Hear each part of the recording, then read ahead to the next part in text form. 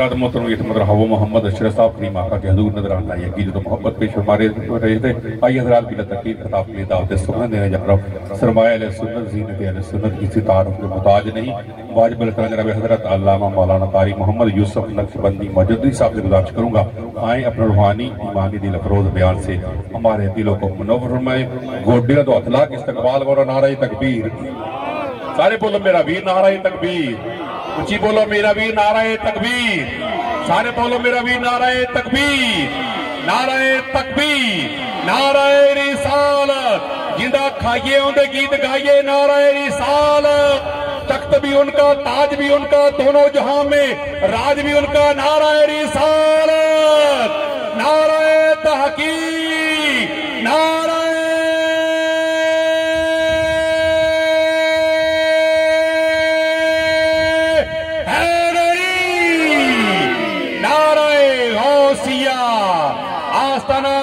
صوفیہ باز شریف آستانہ لیا صوفیہ باز شریف آستانہ لیا مدینہ شریف جیوے جیوے جیوے جیوے جیوے جیوے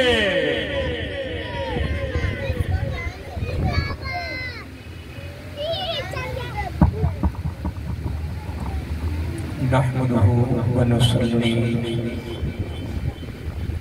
ونصلو علی سیدنا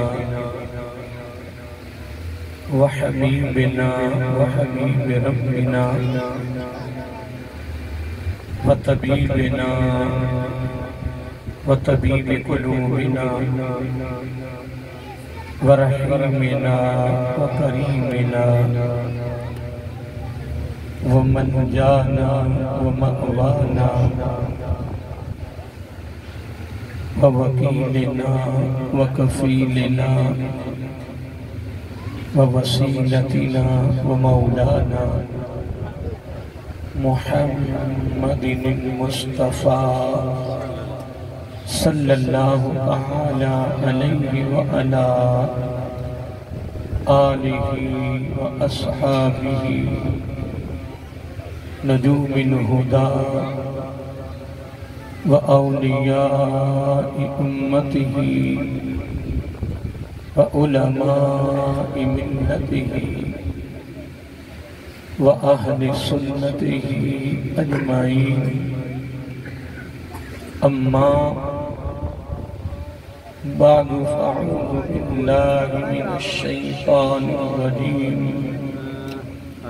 بسم الله الرحمن الرحيم واصبر نفسك مع الذين يدعون ربهم بالغداة والعشي يريدون وجهه ولا تعد عينك عنهم صدق الله مولانا العظيم وصدق رسوله النبي الكريم ونحن على ذلك لمن الشاهدين والشاكرين والحمد لله رب العالمين سبحانك لا علم لنا إلا ما علمتنا إنك أنت العليم الحكيم درود والصلاة والسلام عليك يا سيدي يا رسول الله الصلاة والسلام عليك يا سيدي يا حبيب الله الصلاة والسلام عليك يا سيدي يا نبي الله وعلى آلك وأصحابك يا سيدي يا نور الله يا خاتم النبيين يا رحمة للعالمين مولاي صل وسلم دائما أبدا على حبيبك خير الخلق كلهم محمد سيد الكونين والثقلين والفريقين من عرب ومن أجم هو الحبيب الذي ترجى شفاعته لكل هول من الأحوال مضطرب ثم الرداء عن أبي بكر وعن عمر وعن علي وعن عثمان ذي الكرم. نہایت ہی واجب الاحترام پیر طریقت صاحبزادہ پیر میاں نور الامین صاحب نقشبندی مجدی احراری سیدہ نشین دربار عالیہ صوفی آباد شریف مطلبہ خان صاحبزادہ حافظ میاں امین سنات صاحب نقشبندی مجدی صاحبزادہ مولا علیہ اور صاحبزادہ میاں ملک مصطفیٰ نقشبندی مجدی علی دامت مولا علیہ اور مہمانان گرامی عدد اور عظیم عوامی اہل سنت، اللہ رب العزت کی تعریف و توصیف اور حضور نبی کریم صلی اللہ علیہ وآلہ وسلم کی بارگاہ عالیہ مقدسہ میں نذرانہ سلام اللہ رب العزت کا بے پایاں کرم ہے اور اس کی خصوصی مہربانی ہے کہ اس نے ہم سب کو اپنے پیارے محبوب علیہ السلام امت اللہ فرمایا اور خالق کائنات کا ہمارے اوپر بے پایاں احسان ہے اور اس کا بے حد شکر ہے اس نے اپنی خاص توفیق اور اپنے محبوب علیہ السلام کے توسل سے ایمان جیسی عظیم الشان نعمت سے مالا مال فرمایا۔ اللہ تعالیٰ کی بارگاہ میں دعا ہے کہ اللہ تعالیٰ ہم سب کو اپنے پیارے محبوب علیہ السلام کے توسل سے ایمان پہ زندہ رکھے اور ایمان پر ہی موت عطا فرمائے، ایماندار عادل سربراہ عطا فرمائے اور آخری سانس تک غیروں کی محتاجی سے محفوظ فرمائے اور اپنا ہی محتاج رکھے۔ اللہ تعالی ہم سب کو اس دعا کو اپنی زندگی کا حصہ بنانے، اپنے معمولات میں اس کو شامل کرنے کی توفیق عطا فرمائے۔ حضرت محترم میرا آقا علیہ السلام نے یہ دعا خصوصی طور پر اپنی امت کو تنیم دی ہے، خوبصورت تحفہ دیا ہے، کیونکہ آپ سنتے رہتے ہیں اور میں بھی بیان کرتا رہتا ہوں کہ سکرات موت کے وقت سب سے بڑا خطرہ جو ہوتا ہے وہ ایمان کو ہوتا ہے۔ کس کو؟ ایمان کو۔ اور یہ کیا ہے؟ حدیث پاک ہے۔ اگر آقا علیہ السلام نے فرمایا ہے، جب کہ فرمایا ہے تو پھر ایسے ہی ہونا ہے۔ اور میں کہتا ہوں کہ جو لوگ دنیا سے چلے گئے نا، ان کو قبروں سے اٹھا تو ان سے پوچھو کہ وہ موت کا دروازہ کیسے گزر کے گئے ہیں۔ بڑا سخت دروازہ ہے۔ آقا علیہ السلام نے خوبصورت ارشاد فرمایا کہ جب سکرات موت کا سلسلہ شروع ہوتا ہے تو سب سے بڑا خطرہ کس کو ہوتا ہے؟ ایمان کو ہوتا ہے۔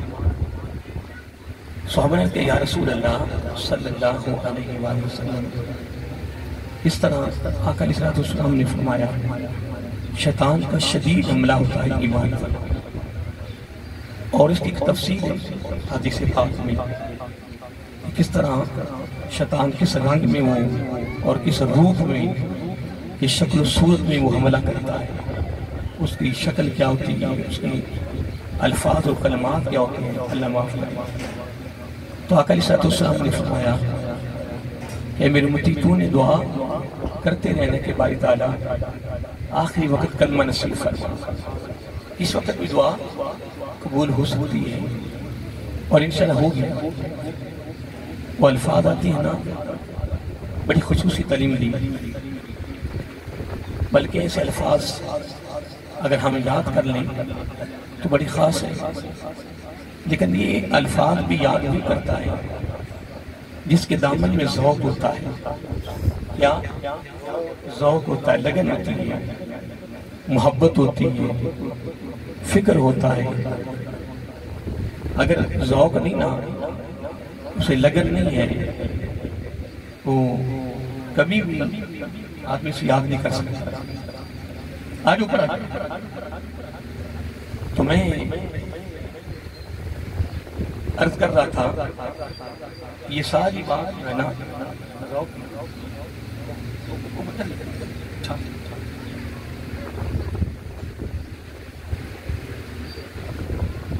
بغیر ذوق کے اور بغیر لگن کے بندہ کام نہیں کرتا۔ جب اسے لگن ہوتی ہے نا کسی کام کے ساتھ تو پھر دنیا روکتی رہتی ہے، وہ کر کے دکھا دیتا، کیونکہ اس کو لگن ہوئی ہے۔ پھر وہ نہیں دیکھتا کہ اس کا رزلٹ کیا ہے، اس کا نتیجہ کیا ہے، اس کی اخیر کیا ہے، پھر وہ نہیں دیکھتا، اخیر نہیں دیکھتا۔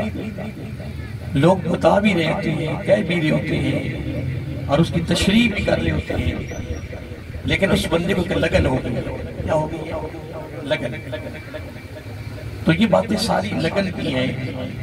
میں ابھی آپ سب سے بات کر رہا تھا کہ خواجہ محمد قاسم مولوی رحمۃ اللہ تعالیٰ جو میرے علم میں آئے کہ تقریباً ان کے 350 کے قریب ان کے خلفاء ہیں۔ خواجہ محمد قاسم مولوی علیہ رحمہ کتنے؟ 350، اور آخری ان کے خلیفہ زندہ بھی ہیں، کیا ہیں؟ اور سید محمد داؤد شاہ صاحب علیہ رحمہ ان کے خلفاء میں شامل ہیں، ان کی خلفاء میں شامل ہیں۔ نیریہ شیعہ والے پیر علاؤ الدین صدیقی علیہ رحمہ کے والد گرامی وہ بھی آپ کے خلیفہ ہیں، وہ بھی آپ کے خلیفہ ہیں۔ خواجہ محمد قاسم مولوی علیہ رحمہ کے بارے میں نے یہ پڑھا ہے کہ اس وقت تک انہوں نے کسی کو خلافت نہیں دی جب تک وہ پورے تیار نہیں ہوئے، مکمل تیاری نہیں ہوئی، خلافت نہیں ہوئی۔ آج کل تو ویسی خلافت دینی آسان ہوگی نا، 2 دن مرید ہوا، 3 دن خلافت۔ خلافتیں تو اس طرح مل رہی ہیں نا کہ پیر خانوں سے لینے لگ رہی ہیں۔ اگر آپ میں سے کسی کا ذوق ہو کہ خلافت مل جائے، میں بھی خلیفہ بن جاؤں، پیر بن جاؤں، تو آستانہ عالیہ میں بتا دیتا ہوں انشاءاللہ صرف چند دن کی بات انشاءاللہ کمال ہو جائے گی۔ نیریہ شیعہ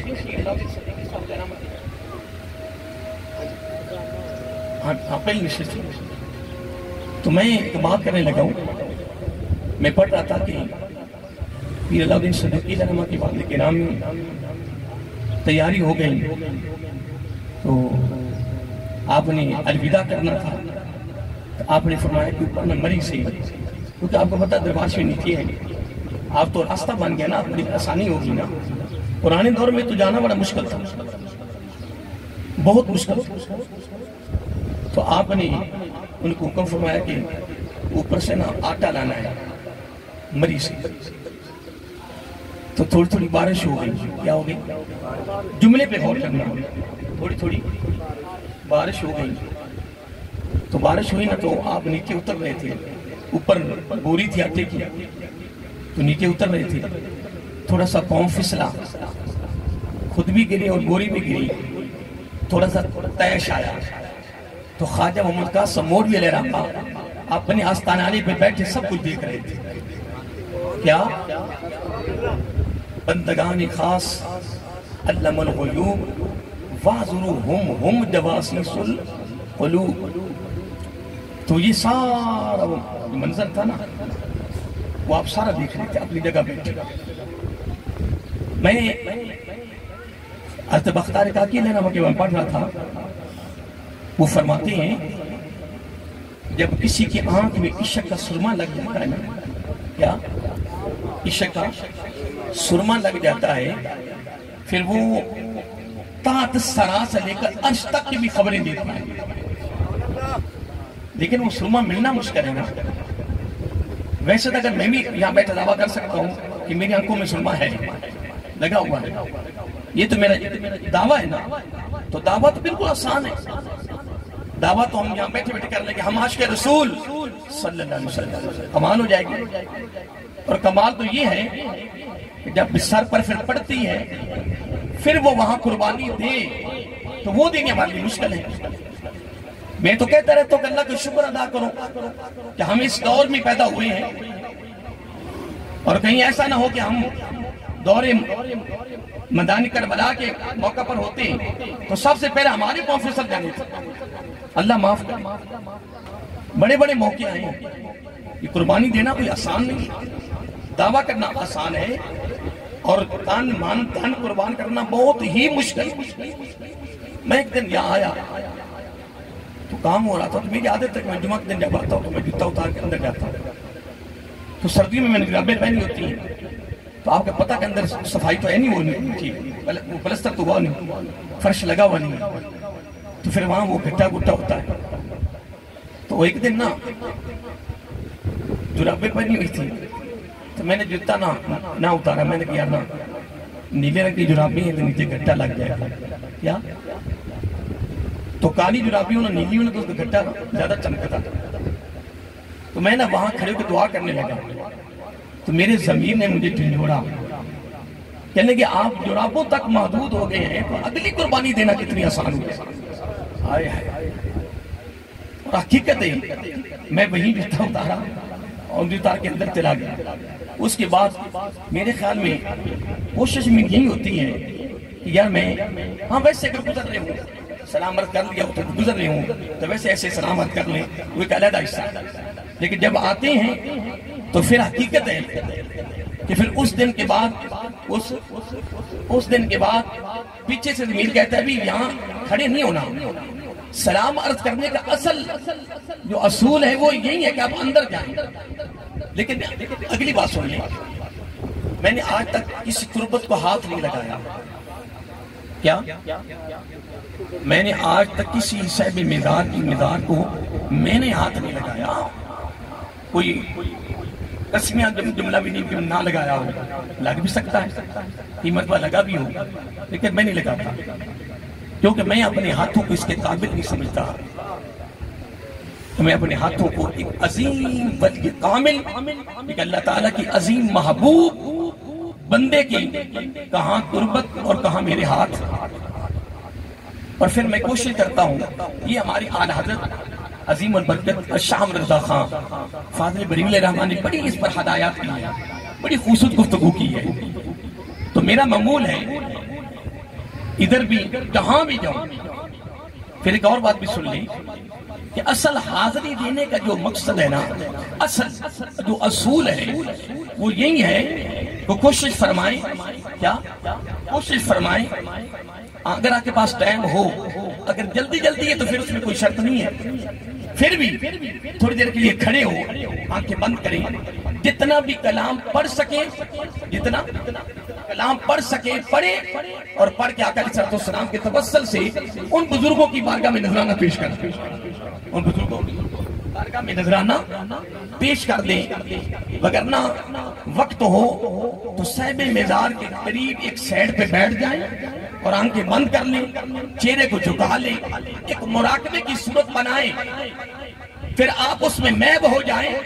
میں یقین سے کہتا ہوں، میں اگر تو خلوص نیت سے خالص بغیر لالچ، بغیر طمع، بغیر خرص و خائف، میرے جملے پہ غور کریں، بغیر خرص و خائف، کوئی ذاتی مقصد، کوئی ذاتی لالچ، کوئی ذاتی طمع نہیں ہے، تو صرف صحن مزار کی بارگاہ کی حاضری کے لیے آیا ہے۔ پھر ایک سائڈ پہ بیٹھ جا، پھر یکسوئی کے ساتھ تھوڑا سا ٹائم دے، وقت دے، آنکھیں نہ کھولیں، گردن جھکائیں، آنکھیں بند کریں، پھر پوری توجہ کریں۔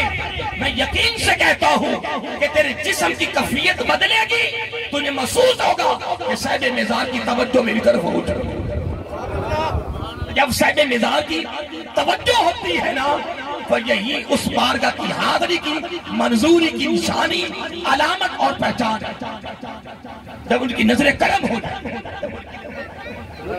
جب ان کی نظریں کرم ہو جائیں، تو میں ایک بات کر رہا تھا، بڑا جملہ سننے والا ہے کہ جب میں آپ کو روک بھی نہیں رہا نا، منع تو نہیں کر رہا کہ آپ وہاں ہاتھ نہ لگائیں، لیکن جو ہم پاؤں کی طرف جھک جاتے ہیں، کیا کرتے ہیں، سجدے کی شکر بنا دیتے ہیں، ان چیزوں سے پرہیز کریں، ان چیزوں سے۔ اور جو صاحب مزار ہوتے ہیں نا، جتنے اللہ والے گزرے ہیں، وہ اس چیز کو پسند نہیں کرتے، یہ آزاد دین میں سب صاحب مزار کی بارگاہ کا حاضری کا سب سے بڑا ادب کا تقاضا میں جو بتا رہا ہوں یہی ہے، اور اسی پر کرم ہوتا ہے۔ پر میں بات بھول جاؤں گا کہ جب وہ بارش ہوئی تو پاؤں پھسلا تو گر گئے، تو پاؤں بھی گرا، پاؤں پھسلا تو آپ خود بھی گرے اور بوری بھی گر گئے، تو اس دن ہی آپ کو انہوں نے سند دے کے فارغ کرنا کہ جاؤ ڈیرا لگاؤ اور اپنے سلسلے کو شروع کرو، سلسلے کو اسی دن تو بس اسی دن یہ کام ہو گیا۔ تو جب وہ پاؤں پھسلا گرے، بوری بھی گری، تو وہ آپ کو پتا وہ انسانی تقاضا ہے، انسانی تقاضا ہے، نفس ہمارا پھر اندر ہے نا، 7 نفس ہیں ہر بندے میں، کتنے؟ 7 نفس ہیں۔ اگر 7 کے ساتھ تیرے تابع ہو جائے تو ولی کامل ہو جائے کہ نہیں؟ کوئی بزرگوں کے بارے میں آتا ہے نا، بڑا نام یاد نہیں، نام ان کو یاد تھا لیکن اس کو یاد نہیں ہے، اچانک بس سامنے بات آ گئی۔ 30 سال کیا 30 سال ٹھنڈا پانی نہیں پلایا، ٹھنڈا پانی نہیں پلایا۔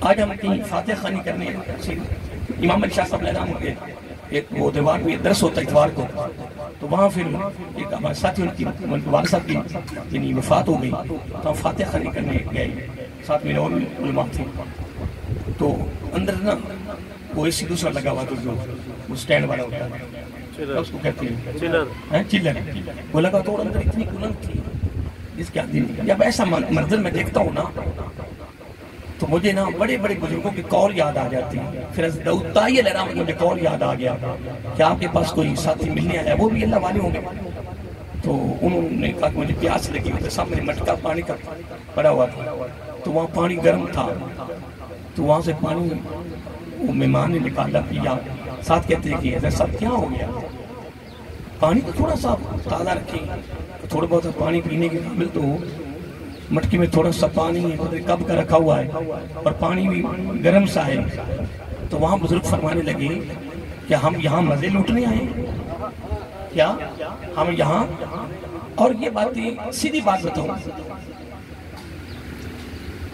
یہ کیا اپنی کفیت بتا، اور یہ بیان مجھے خود ڈر لگتا ہے۔ ابھی میں یہ سوٹ پہن رہا تھا تو مجھے حضرت فاروق اعظم کا لباس یاد آ رہا تھا کہ 70 پابند لگے، اور آج ہمارے پاس اتنے لباس ہیں جو استری کی ہوئے جناب ایڈوانس ہمارے گھر پر لٹکا کے رکھے ہوتے ہیں، پھر بھی جب کوئی پوچھے سنا کیا حال ہے، بس دعا کرو جی بس ہمارا تباہ برباد ہو۔ اور میں نے ایک دن جو میرا بڑا بیٹا فوت ہو گیا، میں ان سے ایک دن بعد نماز قرآن پڑھتا تھا، تو اکثر میرے ساتھ گفتگو ہوتی تھی تعلیم کے حوالے سے، عالم دین بن رہا تھا۔ میں نے کہا یار مجھے نا اپنے سوٹوں سے ڈر کبھی کبھار لگتا ہے کہ جس طرح ہمارے سوٹ استری کرے ہوئے، سردیوں کے بے شمار، گرمیوں کے بے شمار، مجھے تو سوٹوں کو دیکھ کر مجھے ڈر لگتا ہے کہ ایسا نہ ہو کہ مجھے سوٹوں پر ہی پکڑنا ہو، مجھے خوف آتا ہے حقیقت۔ ایک دن میں حضرت عمر فاروق رضی اللہ تعالیٰ کی موضوع کی مناسبت سے میں جمعہ پڑھانا تھا، تو گھر سے نکلنے کو دل نہ تھی، اوپر میرا ماما شیو رکھا، پھر میں نے سوٹ پہنا، اوپر ویٹس کوٹ میں سردیاں تھیں، تو میں نکل نہیں رہا تھا۔ تو میرے گھر والے کہنے لگے، میرے وزیر اعظم صاحب کہنے لگے آپ نکل نہیں رہے ہو، ٹائم آپ کا بڑا قلیل ہوتا جا رہا ہے۔ میں نے کہا جناب دل نہیں کر رہا جمعہ پڑھانے کو۔ کہنے لگے کیوں؟ کہنے لگے میں کہ یار اگر میں وہاں جمعہ پڑھایا حضرت عمر فاروق رضی اللہ تعالیٰ کی سیرت کے حوالے سے، زندگی کے حوالے سے، اگر ان کی لباس کی باری آ گئی تو میرے منہ سے اگر لباس کے بارے میں کوئی جملہ نکلا تو کوئی نمازی کھڑا کہہ سکتا ہوگا بھائی صاحب بل اپنے لباس کو تو دیکھو، تمہارا لباس کتنا کمال ہے، میرے پاس تو کوئی جواب نہیں ہوتا۔ پھر آقا علیہ السلام کا لباس، صحابہ کرام کے لباس، پھر اللہ والوں کا لباس، آج تو فقط ہم داموں تک رہ گئے۔ حقیقت داؤد طائی رحمۃ اللہ فرمان لگے، اے میرے مہمان، اگر ہم نے ساری لذتیں دنیا میں لوٹ لیں، ہم نے آخرت کے لیے کیا چھوڑا؟ تو جب ہم اس کمرے میں داخل تو وہ چل رہا تھا، اندر اتنی کلنگ تھی کہ فاتحہ خوانی کرتے کرتے نا ٹھنڈک لگنے لگی۔ تو میرے ساتھ ساتھی تھے، وہ بھی بہت بڑے خطیب ہیں، کہنے لگے لوگوں کے بل پورے نہیں ہو رہے ہیں، چلر اتنا چل رہا ہے، ایک کمرے میں دوسرے کمرے میں الگ لگ رہا ہے، تو اب ہم تو ایک بلب جلا دوسرے کو بند کر دیتے ہیں، اس کو تیسرے کو بند کر دیتے ہیں۔ میں کہا ہمارا بھی حال یہی ہے، لیکن ادھر کیا ہے؟ میں ادھر آپ اس بات کو چھوڑے، ادھر کیا ہے؟ اس بات کو چھوڑے کہ ادھر کیا ہے جو چلا رہے ہیں، انہیں پتا ہے وہ کیا چلا رہے ہیں۔ اگر اس چیز کا ڈر اور خوف ہوتا تو نظام صحیح درست نہ ہو جاتا۔ اصل میں بات یہ نہیں ہے، وہ ہمارے بہت بڑے مفکر ہیں، ان کا جملہ بڑا سننے والا، ان کا جملہ سننے والا، وہ کہتے ہیں کہ ان چہروں کو نہ دیکھیں، نظام کو بدلیں۔ کیا وہ فرماتے ہیں نظام کو بدلیں، چہرے تو وہی بدل کے آ رہے ہیں نا جن کو ہم منتخب کر کے آگے بھیج رہے ہیں، ان کا انتخاب بھی تو ہم ہی کرتے ہیں نا، منتخب تو ہم کرتے ہیں نا، ان کو چھوڑیے، بس آپ نظام کو بدلیں۔ جب نظام بدلے گا تو یہ خود بدل جائے گا، جب نظام بدلے گا تو یہ بھی بدل جائے گا۔ تو داؤد طائی رحمہ فرمانے لگے کہ تو مجھے کس طرح مائل کر رہا ہے کہ تازہ پانی ہو، ٹھنڈا پانی ہو۔ تو پھر آپ روٹی جو تھے نا وہ بس ٹکڑے منہ میں وہ کر کے اوپر پانی پی رہے تھے، چبا نہیں رہے تھے۔ تو وہ کہنے لگے کیا ہو گیا آپ کو؟ کہنے کے بعد یہ کہ روٹی چبا کر کھانے پر 50 قرآن کی آیتوں کا حرج ہوتا ہے۔ کہاں تک بزرگوں کی نظریں پہنچ چکی ہیں، اور حضرت داؤد سید محمد داؤد طائی، سید محمد داؤد صاحب علیہ السلام، یہ بھی انہی لوگوں میں شامل ہیں۔ ان کی ظاہری زندگی میں کسی کو ان کی پہچان ہوئی ہے یا نہیں ہوئی ہے؟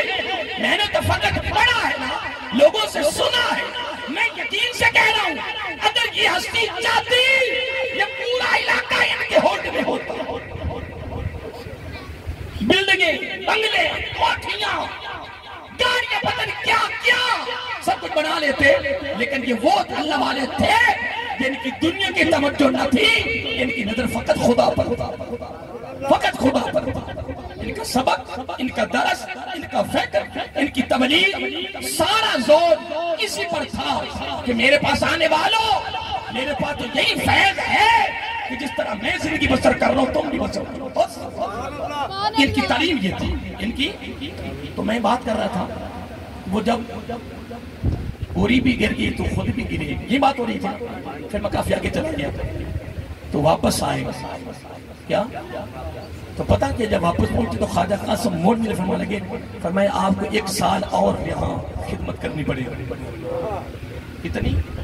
اس دن تو فارغ ہونا تھا، اس دن تو حضرت امام غزالی رحمہ اللہ میں قول پڑھ رہا تھا، امام غزالی قول پڑھ رہا تھا کہ 20 سال اس طرح بندہ زندگی بسر کرے کہ نیکی نیکی ہو، برائیوں سے بچے۔ کتنے سال؟ پھر وہ مرید ہونے کی حقدار ہے۔ 20 سال اس طرح وہ زندگی بسر کرے، ہائے ہائے اس کی زندگی خوبصورت گزرے، پھر وہ مرید ہونے کے حقدار ہیں۔ تو پھر پیر بننے کے لیے کتنے سال چاہیے؟ پریشان تو نہیں ہو گئے یار تسی مان جو پیر، میں تو منع کرتا اللہ تعالیٰ معاف کرے، میں سارے پیر بن جائیں گے کہ نہیں جی؟ مینو کئی مرتبہ یہ ساتھ لے کیا، اور مجھے مدینہ المنورہ کے مسجد نبوی شریف کے اندر چھتریوں کے نیچے کئیوں بزرگوں سے خلافتیں ملی، میرے پاس سندیں پڑی ہیں۔ پھر مجھے حرم شریف میں خانہ کعبہ میں خانہ ام ہانی رضی اللہ عنہ جہاں مکان تھا وہ اب تو ختم ہو گیا نا، ختم ہو گیا، اب وہ جگہ ختم ہو گئی، وہاں باقاعدہ میری دستار بندی کی اور مجھے مرید ہونے کا حکم کیا۔ میں کہا جی تو ساری زندگی کم کر نہیں سکتی، سانو تو مرید ہونا بھی تک نہیں پتا چلے تو پیر کے مرنا توبہ توبہ۔ تو پھر مجھے حضور علی حجویری کا تھا گنج بخش علیہ رحمہ وہ واقعہ یاد آ جاتا کہ جب واپس پہنچے تو شیخ نے پوچھا کتنے عقیدت مند ہو گئے؟ کہنے لگے ایک ہی ہوا ہے، ایسے میں نے پڑھا، کہنے لگے ایک ہوا ہے، اگر میں ایک واقعہ پہلے دیکھ لیتا تو ایک بھی نہ مرید کرتا۔ کہنے لگے وہ کیا؟ کہنے لگے مرید کی جب میں نے کمرے بیٹھا ہوا تھا، چھپکلی مری ہوئی تھی، چونٹیاں چمٹی ہوئی تھی، کوئی ادھر کھینچ کر جا رہا ہے، کوئی ادھر کھینچ کے، کوئی ادھر کے، تو میں یہ منظر دیکھ رہا تھا، اتنی بڑی ہستی ولی کامل سید مومن جنتی، ان کی ولایت میں کوئی شک نہیں، سید ہونے میں کوئی شک نہیں۔ حضور علی حجویری داتا گنج بخش علیہ رحمہ کی بات کر رہا ہوں، کسی عام ولی کی بات نہیں کر رہا، کسی عام شخصیت کی بات نہیں کر رہا، میں حضور علی حجویری داتا گنج بخش علیہ رحمہ کی بات کر رہا ہوں۔ کہنے کہ جب یہ واقعہ دیکھا اس کے بعد پھر انہوں نے اس کے بعد پوری زندگی کیا بھی نہیں۔ میں نے کہا کہ اگر علی حجویری اپنے آپ سے کہا کہ اگر یہ سارا منظر ہو گیا تو پھر قیامت کو کوئی ادھر لے جائے گا، کوئی ادھر لے جائے گا، جبکہ انہی لوگوں کے صدقہ سے ہماری بخشش ہونی ہے، یہ ہمارا عقیدہ ہے۔ لیکن اندازہ لگائے ان کی کیفیت کیا ہے۔ لیکن پھر آپ کے شیخ نے پھر مرشد نے بھی جملہ کمال کہہ دیا، ولی کامل کا جملہ تھا، ولی کامل کی زبان پہ رب خود بولتا ہے، بس ایک جملہ نکل آیا، کہنا کہ چلو مرید ایک ہی رہے گا کیا، اور قیامت تک رونقیں لگی رہیں گی، مرید ایک ہی رہے گا اور قیامت تک رونقیں لگی رہیں گی۔ میں حقیقت دل کی بات بتاؤں کہ سید محمد داؤد رحمت اللہ تعالیٰ یہ ابھی بھی میرے خیال میں کچھ ظاہر ہو گئے ہیں کہ کوئی عقیدت مند ان سے ہو گئے، ان عقیدت مند کر دیے، لیکن جس طرح کی میں نے ان کی کیفیت پڑھی ہے، اور اگلا جملہ میں نہیں کہہ سکتا کہ ایک دن میں یہاں کسی کو نہیں پتا تقریباً کوئی 2 گھنٹے میں اندر یعنی اس حال میں بیٹھا رہا۔ اب اس 2 گھنٹوں میں جو میں نے کیفیت اپنی دیکھی تو ایسے محسوس ہوا کہ یہ جو تھوڑا بہت کیا ہے نا وہ یہ کوئی شیخ کا حکم تھا، وگرنہ میرا یقین تھا کہ انہوں نے ایک مرید بھی نہیں کرنا تھا، انہوں نے اپنے آپ کو ظاہر ہی نہیں کرنا تھا، جو ان کی کیفیت تھی ان کی اپنی، یہ تو بس ایک حکم تھا اپنے شیخ کا۔ تو جب واپس گئے نا کیا جب واپس گئے تو کیا فرمایا خواجہ قاسم مولوی علیہ رحمہ نے فرمایا 1 سال آپ نے اور خدمت کرنی ہے۔ تو چہرہ مرجھا گیا، چہرہ نیچے کر لیا، تو آپ نے اس کیفیت بھی دیکھا، کہنے لگے آپ افسوس کر رہے ہیں اور پریشان ہو گئے ہیں کہ میں تو آج فارغ ہونا تھا اور آج آپ کو میں نے الوداع کرنا تھا، آپ نے الوداع ہونا تھا، تو پھر 1 سال کی خدمت کا حکم ہو گیا ہے۔ تو فرمایا راستے میں کیا ہوا؟ ابھی تو فقط پاؤں پھسلا ہے، ابھی تو بوری اور تم گرے ہو، تو اتنا کیش آ گیا ہے، تو جب وہاں ڈیرے پہ بیٹھو گے وہاں تو پھر باتیں بھی، کام ایسے، فعل ایسے، پھر ایسے کے واقعات آئیں گے، پھر وہاں صبر کا دامن کیسے پکڑو گے؟ پھر آپ نے جملہ فرمایا رب اتنا کریم ہے، رب اتنا کریم ہے کہ وہ بڑے بڑے پاپ دیکھ کر بھی وہ رحم کر رہا ہے۔ اگر ہمارے بس کی بات ہو تو ہمارے تو نزدیک کوئی بھی جنت میں نہ جائے، کوئی بھی۔ تو پھر حضرت خواجہ قاسم مولوی علیہ رحمہ نے اس موقع پر ایک واقعہ سنایا، کیا بولیے، ایک واقعہ سنایا کہ حضرت موسیٰ علیہ السلام، حضرت باتیں میں سے جو میں سنا رہا ہوں یاد ہو رہی ہیں آپ تیاری میں ہیں نا؟ میں نے پوچھا آپ تیاری میں ہے نا؟ آپ تیاری میں رہو انشاءاللہ۔ بقیہ زندگی ہم نے کیسے گزارنی ہے؟ ایک منٹ، سید محمد داؤد شاہ صاحب رحمہ، کیا ان کی زندگی کا کوئی ایسا فعل ہے جو سنت کے خلاف ہو؟ تو پھر ہم نہیں شکتا کی رہ گئے نا؟ کمال تو یہی ہے نا، کمال تو یہی ہے کہ اتباع کی صورت میں، جس کو کیا اتباع کہتے ہیں کہ ان کے نقش قدم پر چل کر پھر تو محبت کا دعویٰ کر کے مجھے ان سے محبت ہے، مجھے ان سے ان کے خلیفہ اول جانشین اول صوفی باصفا صوفی میاں نیس صاحب نقشبندی رحمت اللہ تعالی، آپ کو پتہ ہے کہ وصال سے قبل آپ نے ایک تاج پہنا تھا، یاد ہے آپ کو؟ اس سے قبل آپ نے کبھی تاج نہیں پہنا تھا۔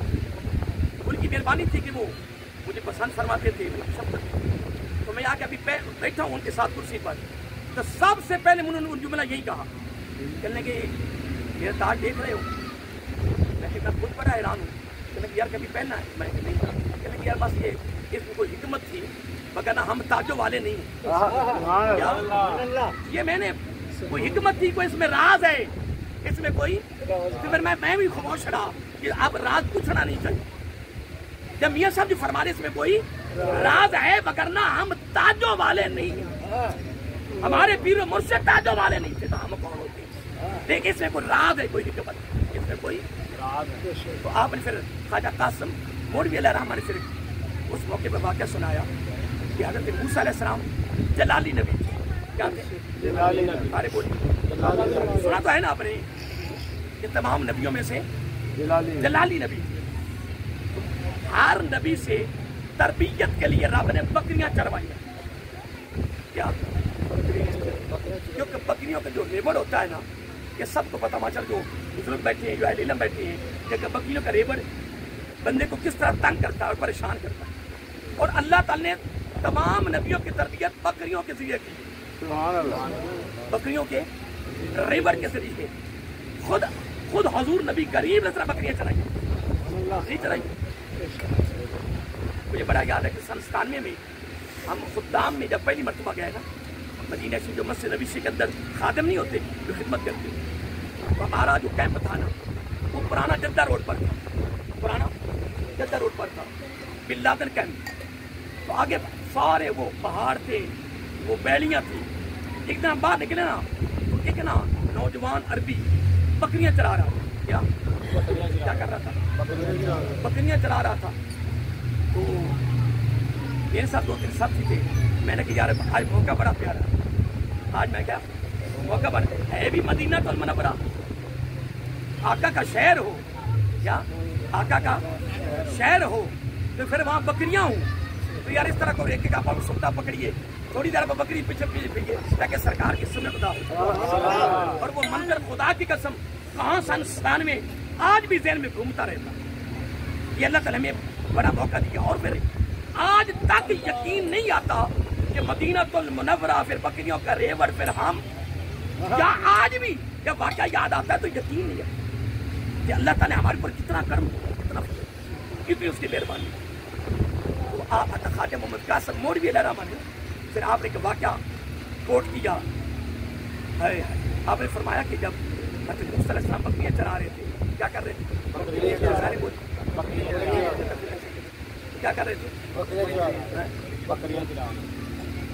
میں نے کہہ دیا کہ پکھا ادھر کریں، تو صاحب جو میرا منہ چھڑ رہا ہے نا، اس پر میرے سے زمین نے مجھے جوڑ بھی دیا، کرسی آگے کر رہے تھے، یہ ابھی یہی باتیں کر رہے تھے، تو تھوڑا سا بھی برداشت نہیں ہو سکا، فوراً کا پنکھا ادھر کر دیا، کرسی بھی آگے کر دیا۔ اصل میں اپنی دل کی بات بتاتا ہوں، خدا کی قسم مجھے ایسے بیانات کرتے وقت مجھے بڑی شرم آتی ہے، کیونکہ میں اپنی زندگی کو دیکھتا ہوں کہ ہمارا خود عمل نہیں ہے، لیکن پھر کہتے چلو کیا پتا، یعنی بیان کرنے سے اللہ تعالیٰ کا کرم ہو جائے کہ ہم عمل ہو جائے۔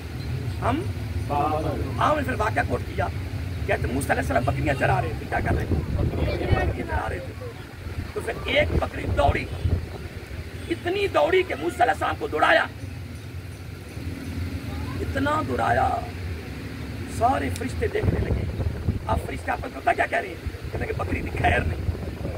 آج بکری گئی, آج بکری کے ٹکڑے ہو گئے. کیوں؟ موسیٰ علیہ السلام دوڑ رہے ہیں. موسیٰ علیہ السلام کو بتقاضا ہے بشریت, بتقاضا ہے بشریت. سانس چڑھ گیا, چڑھنا تو تھا, انسانی تقاضا ہے. اور پھر تھوڑا نہیں دوڑایا, بڑا دوڑایا. فرشتے ایک کی بات کر رہے ہیں, خیر نہیں, بکری گئی. آج رب کہتا ہے وَلِلَّهِ عَاقِبَةُ الْأُمُورِ, امور امر کی جمع ہے. فرمایا نتیجہ تمہارے پاس نہیں ہے, نتیجہ اس کا میرے پاس. تم دیکھ رہے ہو نا کہ آج بکری کی خیر نہیں ہے. تم دیکھ رہے ہو کہ بکری کی خیر نہیں, یہ نتیجہ میرے پاس ہے. کہ ہونا کیا ہے؟ کیا وَلِلَّهِ عَاقِبَةُ الْأُمُورِ. اللہ تعالیٰ فرماتا ہے کائنات میں جتنے امور ہیں, جتنے کام ہو رہے ہیں, ہر کام کا نتیجہ میں نے اپنے پاس رکھا. تمہارے پاس صرف اندازے ہیں. تمہارے پاس کیا ہے؟ سارے بولیے. تمہارے پاس صرف اندازے ہیں. اندازے لگا سکتے ہو. وہ اندازہ 0 بھی ہو سکتا ہے, 100 بھی ہو سکتا ہے, اور 50 بھی ہو سکتا ہے. جو ہمارا تکیہ کلام, لو جی بکری دوڑی جا رہی ہے, موسیٰ علیہ السلام بھی دوڑے جا رہے ہیں. کافی دوڑایا اس نے. کیا کافی دوڑایا. آخر کر آپ کو پتا ہے بکری تھکنا ہی تھا. بکری کتنی دوڑتی؟ یہ واقعہ کون کوٹ کر رہے ہیں؟ حضرت محمد خواجہ قاسم مولوی رحمۃ اللہ علیہ اپنے خلیفہ کی تربیت کے لیے, مزید تربیت کے لیے. ہر ولی میں 2 صفتیں ہوتی ہیں. ہر ولی میں عام میں جلال بھی ہوتا ہے, جمال بھی ہوتا ہے. اور جو جمال ہے وہ مسلسل چلتا ہے. جلال دنیا کے لیے نہیں آتا. اللہ کے ولی میں جلال جب ظاہر ہوتا ہے تو وہ دینی غیرت پر ظاہر ہوتا ہے. کس پر؟ دینی غیرت پر ظاہر ہوتا ہے. اور ہمارا جو غصہ ہے, کیونکہ جلال ایک ادب کا تقاضا ہے, جلال یہ بھی غصے کی شکل ہے, لیکن اللہ کے لیے, بزرگوں کے لیے ہم جب بھی جملہ استعمال کرتے ہیں کیا کہتے ہیں؟ جلال. ہم اپنے لیے کیا استعمال کرتے ہیں؟ غصہ. کیا کہتے ہیں؟ غصہ. ان کا جلال ہوتا ہے. اور ان کا جلال اس لیے جلال کہتے ہیں کہ ان کا جلال ذاتی غرض کے لیے نہیں ہوتا. ان کا جلال جب بھی ظاہر ہوتا ہے اس میں بھی اللہ کی مخلوق کو فائدہ پہنچتا ہے اور دینی غیرت ہوتی ہے. شروع ہمارا پروگرام ہی تھا. چلو ایک بات کر کے ختم کرتے ہیں, کیونکہ ہمیں سور کی نماز پڑھنی ہے, پھر اس بات دعا کرنی انشاءاللہ. ابھی میں اپنا موضوع شروع کرنا تھا کہ تمیزی گفتگو میں چل رہے ہیں, وہ تربیت کی بات ہے. آخری کیا بات ہے؟ آپ نے پھر فرمایا کہ جب بکری تھک گئی, بکری تھک گئی, رک گئی, بیٹھ گئی, موسیٰ علیہ السلام موقع پہ پہنچ رہے. فرشتے کہہ رہے گئی گئی. فرشتے کیا کہہ رہے؟ گئی بکری, خیر نہیں. رب نے فرمایا ٹھیک ہے جی, رسالت میرے پاس ہے. موسیٰ علیہ السلام بالکل قریب پہنچے. جب قریب پہنچے فرشتے دیکھ رہے ہیں, آپ بیٹھ گئے, چوکڑی ماری. کیا بولیے؟ ہر نبی کی تربیت رب نے کس ریور سے کروائی ہے؟ بکریوں سے. تربیت دیکھو کیسی ہو رہی ہے. اور خواجہ قاسم مولوی علیہ رحمہ اپنے خلیفہ کی مزید 1 سال تربیت شروع کرنے سے قبل یہ واقعہ کوٹ کر رہے ہیں. یہ واقعہ سننے کے لیے نہیں ہے, آگے سمجھ گئے ہو نا, یہ فقط سننے سنانے تک نہیں ہے. ہم بھی دیکھیں اپنے آپ کو. لوگ یہاں پر چوکڑی ماری, 4 سالوں بیٹھے, بکری کو اپنی جھولی میں رکھا. آئے اب بکری کے نام پاؤں دبانے شروع.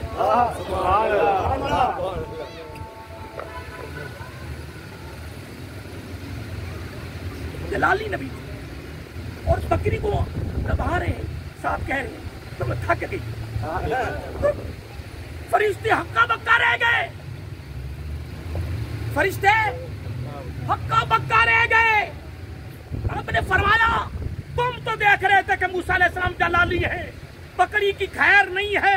تمہیں کیا پتا کہ میں نے موسیٰ کی تربیت کیا کر دی. یہاں ذاتی غرض و غایت تھی، یہاں ذاتی غرض و غایت تھی. جب ذاتی غرض و غایت آئی اپنا جلال شامل ہوا، جلال آیا تو یہ جلال پھر نکلا نہیں ہے، یہ جلال جمال میں بدل کر بکری کو دبایا جا رہا ہے، مٹھی بھر نہیں کہ تم تھک گئی ہو. فرشتے اوقات پکا رہ گئے رب، فرشتے کہتے مولا یہ کیا؟ فرمایا یہی تو میں تمہیں نتیجہ بتانا تھا، دکھانا چاہتا تھا. جب حضرت فاروق اعظم بولیے فاروق اعظم رضی اللہ تعالیٰ عنہ کے بارے میں جب خلافت کا وقت آیا تو مختلف لوگ آتے رہے، بڑے بڑے قدر صحابہ کرام آتے رہے، انصار آتے رہے، مہاجرین آتے رہے کہ فاروق اعظم رضی اللہ عنہ وقت کا خلیفہ نہیں بنانا، وقت کا خلیفہ نہیں بنانا. تو حضرت ابوبکر صدیق فرماتے رہتے ہیں، کہنے لگے کیوں؟ کہنے لگے جلالی بڑے. کیا جلالی بڑے؟ آگے جملہ سن لیں، جلالی بڑے تیس نیس کرتے ہیں. کیا؟ تو پھر زبان صدیقی بولی جنہوں کی تربیت خود میرا آقا نے محمدی یونیورسٹی میں اپنی صحبت عظیمہ میں کی ہے، صحبت عظیمہ میں کی ہے، اور اجتہادی نگاہ ڈال کر اپنے جیسا بنایا ہوا ہے. بہرحال میں ایک بات کر رہا تھا، حضرت ابوبکر صدیق بولے رضی اللہ تعالیٰ عنہ، کہنے لگے تم دیکھ رہے ہو فاروق اعظم کے جلال کو، میں دیکھ رہا ہوں نگاہ صدیقی سے. ایک وقت آئے گا کہ رعایا سوئی ہوئی ہوگی، عمر گلیوں میں گشت کر رہے ہوں گے، رعایا سوئی ہوگی، وہ گلیوں میں گشت کر رہے ہوں گے، رعایا سوئی ہوئی ہوگی، فاروق اعظم فقط کے خلیفہ بن کر بیت المال سے اپنی کمر پہ بوری اٹھا کے راشن پہنچا رہے ہوں گے. پھر خدا کی قسم، پھر نگاہ صدیقی نے جو دیکھا، پھر 10 سال کچھ مہینے کچھ دن حضرت فاروق اعظم رضی اللہ تعالی حکومت کی خلافت کی 22 لاکھ مربع میل کی سربراہی آپ کے ہاتھ میں تھی. پھر دنیا نے دیکھا، خدا کی قسم غیروں نے اگر اپنے ملکوں کے نظام بنائے، قانون بنائے، لا بنائے، تو فاروق اعظم کا قانون سامنے رکھ کر پھر مقرر کیا. خادم محمد قاسم مولوی رحمہ اللہ فرمانے لگے کہ 1 سال آپ کو اور خدمت کرنی پڑے گی، اس لیے کہ ابھی آپ کے اندر وہ چیز ہے. وہ کیا؟ بس ایک بات اور کر کے نا میں آپ سے اجازت چاہتا ہوں، کیونکہ نماز کا ٹائم ہو رہا ہے، اذان پھر اس کے بعد ہم نے نماز میں، کیونکہ ٹائم نماز تک ہی ہوتا ہے ہمارے پروگرام کا. حسو بلیل، کیا حسو بلیل ایک دربار ہے جھنگ میں، کیا جھنگ میں ایک دربار ہے حسو بلیل. حسو جو تھا نا وہ برادری کا مغل تھا، جنتر خان تھا، بڑھائی کا کام کرتا تھا. بلیل جو تھا نا وہ سید تھا. بلیل کیا تھا؟ سید تھا. تو گاڑیاں تھیں، بہت بڑا مرکز تھا، ہزاروں مرید تھے، بڑا ٹیکا تھا. لیکن ایک دن خواہش پیدا ہوئی. کیا؟ ایک دن خواہش پیدا ہوئی، دل میں تمنا پیدا ہوئی کہ یار میرے پاس روحانی فیض نہیں ہے. کیا؟ روحانی فیض نہیں ہے. تو دل میں بس وہ خیال آیا. تو پھر آپ نے پھر ابھی صلاۃ کی اذان ہوتی ہے، اذان سن کے پھر میں یہ واقعہ کوٹ کر کے پھر انشاءاللہ نماز کہ یار روحانی دولت نہیں، تمنا پیدا ہوئی. تو کسی کا جی فلاں علاقہ میں فلاں گاؤں میں اللہ والا رہتا. تو جب وہاں پہنچے تو ان کا نام پوچھا، کہنے لگے ایسے نام والا بندہ نہیں ہے، حسو رہتا ہے. حسو کیا؟ حسو رہتا ہے. کہنے لگے حسو تو نہیں. کہنے لگے ہے کہاں؟ کہنے لگے باہر چلے جائیں. وہ باہر گئے تو آگے پتہ ہے پھر چراغ نیچے اندھیرا تو ہوتا ہی ہے نا. ہمارے پاس وہ آنکھ نہیں ہے بصیرت کی ہم دیکھ سکیں، ہم تو ظاہری لبادے کو دیکھتے ہیں نا.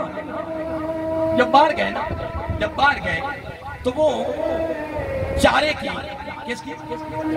کی یعنی پٹھے اس کی گٹھری آپ نے ساتھ میں رکھی ہوئی تھی. ملاقات ہو گئی. کیا ہو گئی؟ ملاقات ہو گئی، سلام دعا ہوئی. حسو سے ملاقات ہوئی تو آپ کچھ اچھا سب مل آئے ہو. کہنے لگے بس روحانی دولت مل جائے، فیض مل جائے. فرمایا آپ سید بادشاہ ہو، میرے پاس کیا ہے؟ تو اللہ والے نا چھپاتے ہیں. کیا چھپاتے ہیں؟ رجسٹر نہیں بناتے. رجسٹر بنا لو, لکھی جاؤ 2.5 لاکھ مرید ہو گئے, 3 لاکھ مرید ہو گئے, تعداد ہی بنونی ہے نا. برحال پھر جب سید بادشاہ پکی ہو گیا نا, مزید پکا کیا نا, تو آپ کی جو گٹھری تھی نا وہ آپ کے سر سے اوپر جا رہی ہے. تو سید بادشاہ یہاں نظر پڑی تو آپ پکی ہو گئے کہ فیض ہے. پکا کرنا تھا, آپ نے دیکھ لی سید واپس نہیں جائے, لیکن اس کو پھر اس کا یقین پختہ کر لیا, پختہ ہو گیا.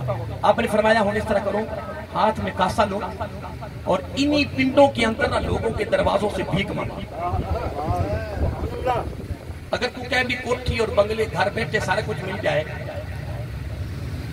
ٹوب ٹاپ ہو سکتی ہے پر ملے گا. یہ موضوع ایک بڑا عجیب سا موضوع ہے, بڑا عجیب سا موضوع ہے. میں اس کے قابل ہے کہ بیان کروں. اللہ پھر ان کے دل میں تمنا تھی کہ ملے. پھر کاسا پکڑ لیا. تو مجھے یہ بتاؤ کہ پھر وہ سارا علاقہ ان مریدوں کا ہو, تو پھر سید بادشاہ پھر دولت بھی بڑی ہو, ٹیکا بھی ہو, تو پھر ہاتھ میں کاسا لے کے مانگنا آسان ہے؟ پھر وہ بھی دروازے پر دروازہ کر کے بھیک مانگے. جب پہلے دروازے پہ پہلا گھاری مریدوں کا تھا, باہر نکلے وہ ڈر گئے. کہنے کہ شاہ صاحب یہ کیا؟ کہنے کہ اس کو چھوڑیے, بس بھیک ڈالے. کہنے کہ شاہ صاحب یہ سارا کچھ آپ کا, یہ ہمارا مکان, سارا کچھ آپ کا. سید بادشاہ کیا ہو گیا, ہمارے پیر مرشد کیا ہو گیا؟ کہنے کہ چھوڑو اس کو, تمہیں کیا پتا کہ میری خواہش کیا ہے, بس آپ بس خیرات ڈالیں. 1 سال منگوایا. کتنا؟ سارے بولے 1 سال کی مانگا. پھر 1 سال انہی علاقے سے مانگا. لوگوں کی 6 منگوئیاں شروع ہوگی. کیا ہو گیا شاہ صاحب؟ کہ پاگل کہتے, کہ بے وقوف کہتے, پتہ کیا ہو گیا. پھر جناب 1 سال مانگ کر واپس آئے نا, تو خواجہ ملکہ سے موڑ ملے. رحمہ نے کیا فرمایا کہ 1 سال بولو 1 سال اور خدمت کرنی پڑے گی. تو ساتھ جتا دیا کہ وہاں تھوڑا سا پاؤں پھسلا ہے تو تیری کفیت یہ ہو گئی تھی, تو وہاں ڈیرے پہ بیٹھ کر کیا کرو گے؟ اس لیے 1 سال اور خدمت ہو. جب 1 سال بھیک مانگی انہی کے دروازوں سے جو آپ کے عقیدت مند ہے, واپس آئے تو ولی کا میں نے ایسے نظر ماری, شاہ جی ابھی نہیں, ابھی اپا نے پہلے دن مرید پہلے دن خلافت مل جائے. اللہ کے بندے کیا ہو گیا؟ کبھی اس موضوع کو پڑھ کے دیکھ. یہ تصوف کا موضوع ہے, یہ طریقت کا موضوع ہے, یہ حقیقت کا موضوع ہے. اس حقیقت کو پڑھ کے دیکھ, اللہ والوں کی زندگیاں پڑھ کے دیکھو. ہمیں تو خبر ہی نہیں ہے, ہم بیان کرنے والوں کا بھی تک نہیں پتا چلا. فرمایا ابھی نہیں. شاہ جی ابھی 6 ماہ اور منگوایا. کتنے؟ 6 ماہ پھر منگوایا. تو یہ جو منگوایا جا رہا تھا, پتا کیا یہ کس لیے منگوایا جا رہا تھا؟ وہ جو بندے کے اندر ہوتی ہے نا وہ میں تو بندے کو تباہ کرتی. اگر میں نکل جائے تو اللہ کا ولی نہ ہو جائے. میں تو میں دے ڈوبی اور میں تباہ برباد کر رہی, اور میں مارا گیا بندہ, اور کہتا میں, میرا نام, میں, میرا لباس, میں, میرا مکان. لباس, نام, مکان میں مر گیا بندہ. پھر نہیں سوچ رہا رشوت ہے, سود ہے, حرام ہے, بےمانی ہے, فراد ہے, لوٹ مارے. بس میرا نام, میرا لباس, میرا مکان. ایسا ہی ہے نا, بولیے نا, تم نام ہی بولا ایسا ہی ہے. میرا فرماتا اگر تم میں مر گیا ہے نا, میں کہ میرا ہی نام, میرا ہی لباس, میرا ہی مکان, کوئی بات نہیں. وقت آنے والا ہے, جو ہی روح نکلتی ہے, بولیے, جو ہی روح نکلتی ہے اور بندے کا وصال ہوتا ہے, اللہ تعالیٰ روح نکلنے کے بعد سب سے پہلے اللہ تعالیٰ تینوں کی بدل دیتا ہے. نام, برہو, لباس, کفن, مکان, قبر. فرمایا بس یہ تیری میں تھی, اس میں تو مارا گیا اور مجھ سے دور ہو گیا, مجھ سے دور ہو گیا. رب کہتا میرے بندے کوئی بات نہیں, تو میری طرف نہ, میری بات نہ مان, لیکن ایک بات مجھے جواب دے, مرنے کے بعد تو نے آنا کس کے پاس ہے؟ پھر میرے حضرت علی فرماتے رضی اللہ تعالیٰ عنہ کہ لوگوں یہ بات بھی سن لیں، اگر مرنے کے بعد رب کے پاس جانا ہے، رب کے علاوہ کوئی اور بارگاہ نہیں ہے، تو پھر میں علی کہتا ہوں ابھی سے رب کے ساتھ رابطہ قائم مضبوط پختہ کر لو۔ یہ رابطہ دنیا میں کہتے ہیں نا رابطہ ہونا چاہیے جی، رابطہ ہونا چاہیے جی، کیا کبھی بندہ کام آ ہی جاتا ہے نا، میں اکثر تقریروں میں لاہور سے باتیں کرتا ہوں، بڑے بڑے افسروں سے ملاقاتیں ہائی لیول کے، بھائی صاحب فون نمبر لے لیں اے کریں، میں اکثر بھی کوئی فون ساڈے کو ایک کوئی سامنے نے فونہ کی ضرورت ہے، اللہ تعالیٰ نہ ہی پاوے ساری زندگی، تو یہ پہ بھی گئی تو فون ہی کوئی بڑا فون ادھر ہی ہے نا۔ ہاں باتیں یاد رکھا کریں، باتیں 6 ماہ کے ماں کر آئے ایسے نظر ماری، تمہارا شاہ جی کثرت ہے لیکن اتنا ہی کافی، نظر ماری۔ پھر شاہ صاحب نے حکم کیا کہ جب وصال ہو میرے پیر مرشد کا تو دربار پہ نام لکھا جائے حسو علی، پہلے ان کا نام ہے بعد میں میرا نام ہے، پہلے ان کا نام اور بعد میں میرا نام ہے۔ گفتگو میں کچھ اور کرنی تھی لیکن بہرحال گفتگو تربیتی شروع ہو گئی، وہ تربیت پر یہ گفتگو ہوتی رہی، بس نتیجہ پوری گفتگو کا یہ ہے اللہ والوں کے پاس بھی آؤ تو ادب میں آؤ لیکن بغیر لالچ کے آؤ۔ میں یہ بڑی خاص بات بتا رہا ہوں، بغیر کوئی دنیاوی لالچ لے کے نہیں آنا۔ جب بھی آپ نے کسی کے بارگاہ میں آنا، ولی کامل کی بارگاہ میں صرف روحانی روحانی غرض و غایت سے آنا ہے، باقی دنیاوی کام ان کے صدقہ سے ہو ہی جائے، ان کے صدقہ سے۔ بولیے بھائی حفیظ صاحب ہمارے ادھر ماشاءاللہ، بھائی حفیظ صاحب آپ جانتے ہیں رائمنڈ والے، بات تو بڑی لمبی ہے، ان کے شادی کا بیٹی کی شادی کا موقع تھا، کہنے لگے برات بھی جانی ہے، ولیمہ بھی ہونا ہے، پیسہ ایک نہیں میرے پاس، ہر چیز بند، کیا ہر چیز بند۔ بات بڑی لمبی سنائی ہے پر سن کر خدا قسم لطف آ گیا۔ کہنے لگے پھر سید بادشاہ کے ساتھ آپ پتہ اس خاندان کا بڑا تعلق ہے، 4 پشتیں چلی گئی، تعلق جڑا ہوا ہے۔ کہنے لگے پھر شیخ کامل کے اتنا کرم ہوا، اتنا فضل ہوا کہ مدینہ المنورہ سے پھر میرے ساتھ تعاون ایسا ہوا کہ سارے کام بھی ہو گئے، پیسہ بھی بچ گیا، سارے کام ہو گئے اور پیسہ بھی۔ پھر میں ان لوگوں کو جانتا بھی نہیں کہ جو میرے پاس آ رہے ہیں، کوئی رابطہ بھی نہیں ہے۔ میں کہتا ہوں بات یہ نہیں ہے، ہماری غرض فقط روحانی ہو، دنیاوی کام اللہ تعالیٰ سارے کر دیتا ہے، دنیاوی کام اللہ سارے کر دے، لیکن ہماری غرض و غایت اور مقصد آج 2024 مئی کہ 25-26 کا سالانہ پروگرام دربار حاجی صوفی آباد کی دوسری نشست کے آخر میں یہ میں آپ کو پیغام بھی دے رہا ہوں، اپنے آپ کو اور آپ کو بھی پیغام دے رہا ہوں کہ یہ پیغام ہمارے لیے آج پوری محفل کا یعنی آخری نتیجہ رضالت یہ ہے کہ خدا کی قسم اس آستان عالیہ پر بڑا فیض ہے، بڑا فیض ہے۔ سید محمد دعو صاحب علیہ رحمہ میاں صاحب فیض ہی فیض ہے، کمیاں ہمارے اندر ہیں، کمیاں ہمارے اندر ہے، کیونکہ ہماری غرض و غایت کچھ اور ہے، وہ کچھ اور دینا چاہتے ہیں۔ اس لیے دوستو بہت بڑا آستانہ کیا ہے، حقیقت ہے، لیکن سادگی تھی، سادگی ہے، سادگی رہے گی، لیکن فیض بڑا ہے، فیض بڑا ہے۔ میں تو جب بھی جمعہ پڑھانے آتا ہوں تو میں تو جب حاضری دیتا ہوں کچھ نہیں، آج تک میں نے بزرگوں کی بارگاہ سے کچھ نہیں مانگا، بس آخر تک آخری جملہ کہتا ہوں، بس یہ قیامت کو آپ کی میت میں، قیامت کو آپ کی میت میں، بس شاہ صاحب کی بارگاہ میں یہ کرتا ہوں کہ شاہ جی میں نے اپنے کو وقف کیا ہے زندگی کی آخری سانس تک، بس اپنی بارگاہ میں قبول فرمائیں۔ دربارگاہ لیکن جمعہ تشریف سے امام علی شاہ صاحب کی بارگاہ میں ہر اتوار کو درس ہوتا ہے، پورے سال میں پڑھنا ہوتی وہیں میں، آج میں اتوار کو گیا ہوں نا تو میں سورۃ یاسین پڑھ کے گیا، ادھر میں سورۃ یاسین پڑھ کے لاتا ہوں، رات میں نے بتایا تھا رات کی نشست میں کہ سورۃ یاسین جمعہ کے دن پڑھ کے لاتا ہوں اور آ کے پیش کر دیتا ہوں بزرگوں کی بارگاہ میں نظرانہ، ٹھیک ہے جی۔ تو ادھر بھی میں صبح گیا ہوں کی صورت یاسین پڑھ کے جا کے نذرانہ پیش کیا، اور ایک ہی عرض کرتا ہوں کہ شاہ صاحب زندگی کی آخری ساتھ کو اپنی بارگاہ میں پسند فرما لو، ان کا پسند فرما لینا، ان کی نسبت، ان کی یہ ارادت انشاءاللہ دنیا کیا آخرت میں ہمیں کام آئے گی۔ المرء مع من احب الیہ، آقا علیہ السلام نے فرمایا دنیا میں جس کے ساتھ تمہاری نسبت ہوگی، محبت ہوگی، قیامت کو اسی کا کیا اسی کا رشتہ ملے گا، اسی کی میت ملے گی۔ اللہ تعالی ہم سب کو دربار عالیہ صوفیہ باشید کے ساتھ دل کی گہرائیوں سے اتباع کی صورت میں محبت کا رشتہ جوڑنے کی توفیق عطا فرمائے، اور ان کے نقش قدم پر چل کر اپنی زندگی کو بسر کرنے کی توفیق عطا فرمائے۔ وما علینا الا البلاغ، وآخر دعوانا